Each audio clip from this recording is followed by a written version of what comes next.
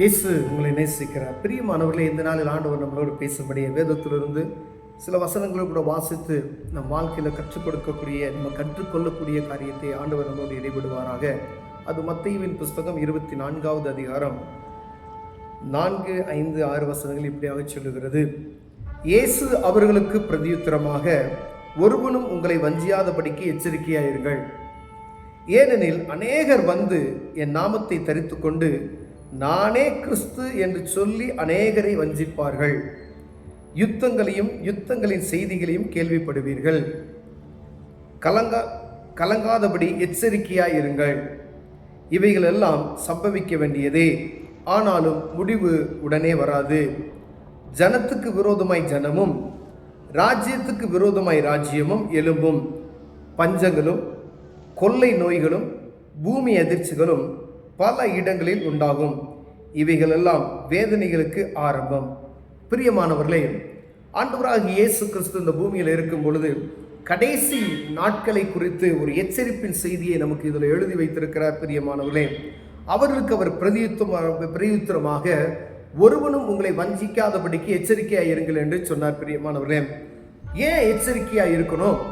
ஆண்டவரை அறிந்து கொண்ட ஒவ்வொரு பிள்ளைகளுக்கும் அவர் ஏன் அப்படின்னு சொன்னால், ஒவ்வொருவரும் அறிந்து கொள்ள முடியாத ஆண்டவர் சொல்லுகிறார். நமக்கு எளிமையாக நம்ம யார்ட்டும் ஏமாந்துருவோம். ஒரு குரூப்காரன் வரான்னு வச்சுக்கோங்களேன், குறி சொல்லுகிற வருவான். காலையில் வந்து ஏதாவது உங்கள் வீட்டு வாசலில் உனக்கு ஒரு நல்ல செய்தி இருக்குது அப்படின்னு சொல்லிட்டான்னு வச்சுக்கோங்களேன், நம்ம இருதயம் ஆட்டோமேட்டிக் என்ன செய்யும்? என்ன செய்தி அதை கேட்கணும். குறி கேட்கறதுக்கு கேட்கக்கூடாதுன்னு சொல்லி ஆண்டவர் கட்டலை. குறி பார்க்கக்கூடாது, குறி கேட்கக்கூடாது. ஆனால் அவன் ஆண்டுக்கு போகிற வழியில் சொல்லிட்டு போயிடுவான். அவன் நின்றுட்டு அவனுக்கு அது ஏதாவது காணிக்க போடுவாங்கன்னு சொல்லி நிற்பான்.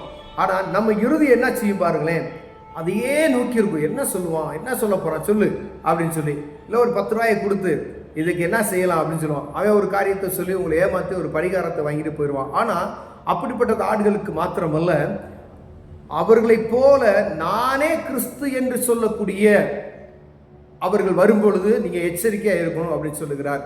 அப்ப கிறிஸ்துவின் நாமத்தை யார் தரித்து கொண்டு வந்து நான் தான் கடவுள் என்று சொல்லக்கூடிய அநேக இந்த பூமியில வந்து மறைந்து போய்விட்டார்கள்.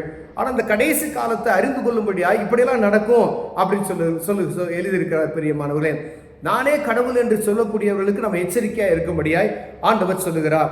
ஏனெனில் அநேக வந்து நாமத்தை தரித்து கொண்டு நானே கிறிஸ்து என்று சொல்லி அநேகரை வஞ்சிப்பார்கள். யுத்தங்களையும் யுத்தங்களின் செய்திகளையும் கேள்விப்படுவீர்கள். கலங்காதபடி எச்சரிக்கையாயிருங்கள். கலங்க வேணாம், எங்கேயோ யுத்தம் நடக்குதாங்க, பயப்பட வேணாம், ஆனால் எச்சரிக்கையாயிருங்க. ஐயா, ஏன் எச்சரிக்கையா இருக்கணும்? பயம் வருது, எச்சரிக்கையா இருக்கணும். அப்ப இது முடிவு காலம் வரப்போகுது. ஆனா ஆண்டவருக்கும் எனக்கும் உள்ள தொடர்பு எப்படி இருக்கு? நம்முடைய ஆவிக்குரிய வாழ்க்கையில நம்ம கரெக்டா இருக்கோமா என்று பார்க்கும்படியே எச்சரிக்கையா இருங்க அப்படின்னு சொல்றார். இது நம்மளை பாதுகாத்துக் கொள்ளும்படியே ஆண்டவர் எச்சரிக்கையா இருங்க அப்படின்னு சொல்லுகிறார். ஏன்னா அநேக நேரங்கள்ல ஆவிக்குரிய வாழ்க்கையில இருக்கக்கூடியவர்கள் ஏதோ ஒரு சோதனை வரும் பொழுது, ஒரு பலவீனம் வரும் பொழுது, இந்த ஆவிக்குரிய வாழ்க்கையை விட்டு என்ன செஞ்சாங்க, கொஞ்சம் அப்படியே சோர்வடைந்து போயிடுவாங்க. கொஞ்ச நாள் ஜெபிக்க மாட்டாங்க. பலவீனத்து நிமித்தமாய் தேவ சமூகத்துக்கு போவது குறைஞ்சு போயிடும். ஏதோ ஒரு கடன் பாரம் நெருக்கும் பொழுது ஆண்டவரை விட்டு பிரிந்து போகக்கூடிய, ஆனா எல்லாவற்றையும் அறிந்திருக்கிறோம். ஆண்டவரால் செய்யக்கூடாதது ஒன்றும் இல்லை என்பதை நாம் அறிந்திருக்கிறோம். ஆனாலும் நமக்குள்ள ஒரு சோர்வு உண்டாக்கி பிசாசானவன் உங்களை என்ன செய்வான்? சோர்வுக்கு நேராக தள்ளி கொண்டு போய் விடான். பிரியமானவர்களே, ஏதோ ஒரு காரியம் உங்களை சோர்வுபடுத்துகிறது அப்படின்னா எச்சரிக்கையாயிருங்க. அந்த எச்சரிக்கையாயிருங்கிற சத்தத்தை ஆண்டவர் நமக்காகவே பேசிக்கொண்டு இருக்கிறார். நீ ஆவிக்குரிய வாழ்க்கையில நீ எச்சரிக்கையாயிரு, இதெல்லாம் நடக்கும், பயப்படாத, ஆனா எச்சரிக்கையாயிரு என்று சொல்லுகிறார். பிரியமானவர்களே, இவைகள்லாம் சம்பவிக்க வேண்டியது, ஆனாலும் முடிவு உடனே வராது. ஜனத்துக்கு விரோதமாய் ஜனமும் ராஜ்யத்துக்கு விரோதமாய் ராஜ்யமும். ஒரு ஜனத்துக்கு விரோதமாய் 100 ஜனங்கள் எழும்புவாங்க, ஒரு ராஜ்யத்துக்கு விரோதமாய் வேற ராஜ்யம் எழும்பும். பஞ்சங்களும் கொள்ளை நோய்களும் பூமியை எதிர்த்து பல இடங்களில் உண்டாகும். ஒரு இடத்துல சொல்லல, இதுல குறிப்பிட்ட இடத்தை ஆண்டவர் சொல்லல, பல இடங்களில் இதெல்லாம் நடக்கும். பஞ்சம் வரும், கொள்ளை நோய் வரும், எல்லாம் நடந்து கொண்டே இருக்குது. நம்ம பூமியில இதெல்லாம் பார்த்து கொண்டே இருக்கிறோம். ஒவ்வொரு நாளும் பூமி எதிர்த்து வருது. அங்க பார்த்தாலும் இந்தோனேஷியாலாம் பார்த்தீங்கன்னா வந்துகிட்டே இருக்கு. ஜப்பான்ல பார்த்தா வருது. ஒவ்வொரு நாள் இத்தனை ஹெக்டேர் வந்த அளவு பதிவாயிருக்கு. வீடுகள் இடிந்து விழுகிறதை நாம் பார்க்கிறோம். பூமி இரண்டாக பிளக்கிறதை டிவியில நம்ம பார்க்கிறோம். கொடுமையான காரியங்கள், உள்ள இடிபாட்டுக்குள்ள சிக்கிட்டாங்க, 50 மாடி பில்டிங் இடிஞ்சிருச்சு அப்படின்றாங்க. எவ்வளவோ காரியங்களை நம்ம கேட்டுக்கொண்டு இருக்கிறோம். இதெல்லாம் நடக்கும் பொழுது எச்சரிக்கையாயிரு. கடல் கொந்தளிக்கிறது, எச்சரிக்கையாரு. கடல்ல ஒரு சுனாமி உருவாகிட்டு எச்சரிக்கையாரு.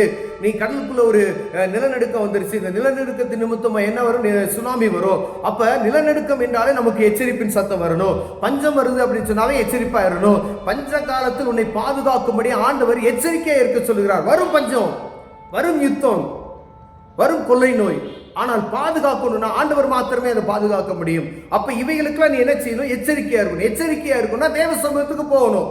நம்ம எப்பொழுதும் அவருடைய நீங்க எப்படி நீங்க வேலைக்கு காலையில் எந்திரிச்சு பிரஷ் பண்ணிட்டு குளிச்சுட்டு வேலைக்கு போறீங்க, திருப்பி வரீங்க, காலையில் எந்திரிச்சு பிரஷ் பண்ணிட்டு வேலைக்கு சாப்பிட்டுட்டு ஒரு ரொட்டீனா பண்ணுகிறோம், அது நம்முடைய கடமைன்னு சொல்லி. ஆனா இதற்கு முன்பதாய், இவைகளுக்கெல்லாம் முன்பதாய் முதலில் தேவனுடைய ராஜ்யத்தை தேடும் அப்படின்னு சொல்லியிருக்க ஆண்டவர். முதலில் தேவனுடைய ராஜ்யத்தை தேடும், அப்பொழுது இவைகள் எல்லாம் என்ன செய்யும்? உங்களுக்கு கூட கொடுக்கப்படும் என்று சொல்லப்படுகிறது பிரியமான. அப்ப ஒவ்வொரு நாளும் தேவனுக்கு கொடுக்க வேண்டிய நேரத்தை சரியான முறையில் கொடுக்கணும். நீங்க காலை மாலை மதியம் 3 நேரம் உங்களுக்கு கிடைக்கிற ஒருவேளை பகல்ல நீங்க வேலைக்கு போயிட்டீங்கன்னா அங்க பிரேயர் பண்ண முடியல அப்படின்னா மாலை தேவ சமூகத்தை அமர்ந்து ஜெபிக்கணும். தனி ஜெபம் வேறு, குடும்ப ஜெபம் வேறு. அப்ப உங்கள் எந்த எச்சரிப்பின் சத்தம் அப்படின்னு சொல்லும் பொழுது ஜெபத்தினுடைய ஞாபகம் வரணும், தேவ சமூகத்தில் அமர்னுடைய ஞாபகம் வரணும். எங்கேயோ ஒரு பஞ்சம் வருது இந்த கேள்வி நீங்க டிவியில பார்த்தீங்க அப்படின்னா தேவ சமூகத்துக்கு போகணுன்ற எண்ணம் நமக்கு வரணும். இதற்காக தான் ஆண்டவர் அநேக இடங்கள்ல கடைசி காலத்தை குறித்து எழுதி வைத்திருக்கிறார் பிரியமானவர்களே. இந்த சத்தத்தை கேட்கும் போது நம்ம இந்திய தேசத்துக்கும் பாகிஸ்தானுக்கும் யுத்தம் வந்துச்சு. இந்த யுத்தத்தில் அநேக பேர் மரித்து போய்விட்டார்கள். யுத்தம் தோன்றுகிறது, ஆனா நமக்கு எச்சரிப்பின் செய்தியா ஆண்டவர் கொடுக்கிறார். நீ தேவ சமூகத்துக்கு போனையா, தேவ சமூகத்துக்கு போனையா, நீ ஜெபித்தையா, வேதம் வாசித்தையா, ஆண்டவர் கேட்டுக்கொண்டே இருக்கிறார் என்ற இருதயத்துல ஆழத்துல நமக்கு பதியணும். யுத்தம் வருது, அது எங்கேயோ நடக்குது, உடனே நமக்கு அதுக்கு ஒரு கமாண்ட் கொடுத்துட்டு அந்த மாதிரி இருக்கக்கூடாது. நம்ம செய்ய வேண்டியது தேவ சமூகத்துக்கு போகணும். அவர் பாதத்தை பிடித்து கொண்டோமையானால் அதுதான் எச்சரிப்பு. அவர் கொடுக்கிற நீ எச்சரிக்கையாயிரு அப்படின்னு சொல்றாரு. யாராயிருந்தாலும் சரி, நீங்க சின்ன பிள்ளையா இருக்கலாம், பெரியவங்களா இருக்கலாம், முதியவர்களா இருக்கலாம், திருமணம் ஆனவர்களா, ஆகாம வாலிபர்களா இருக்கலாம். ஆனா இந்த செய்திகள் அனுதினமும் நான் என்ன செய்யறோம்? காதலை கேட்டுக்கொண்டே இருக்கிறோம் பிரியமானவர்களே. இவைகள் எல்லாம் வேதனைகளுக்கு ஆரம்பம் என்று சொல்லப்போம். கடைசி காலம் என்கிற காரியத்துக்கு வருகிறது. அப்ப நம்ம தேவ சமூகத்துல இருந்து அவருடைய பிரசன்னத்துல நம்ம இருந்த மாத்திரமே பாதுகாக்கப்பட முடியும். ஒருவேளை அந்த தேவ பிரசன்னத்தை விட்டு நம்ம வெளியே போயிட்டோம் அப்படின்னு சொன்னா பாதுகாப்பற்று போன ஒரு சூழ்நிலை வரும் பிரியமானவர்களே.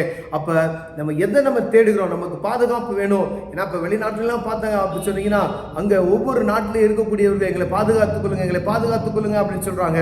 ஏன்னா அப்ப அவ்வளவு பிரச்சனை, எந்த நேரத்துல என்ன நடக்கும் அப்படின்ற அந்த அவங்களை அறியாதபடி இருக்கிறார்கள்.